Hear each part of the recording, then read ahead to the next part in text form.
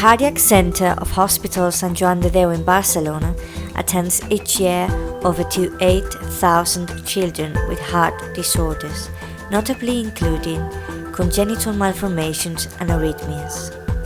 With more than 700 operations a year, 450 hemodynamics procedures, and around 250 cardiac surgeries.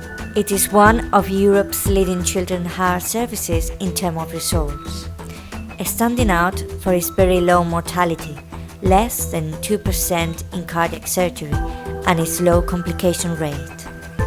One of the main benefits of being part of such a specialized and referral children's hospital, meaning it has the complete support of outstanding physicians in every specialty.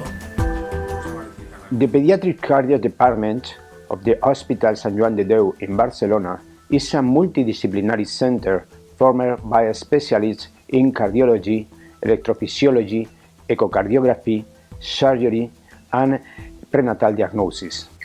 We count with a stable team recognized by its knowledge and experience that allows them to perform with high safety standards many complex procedures, more than 700 per year.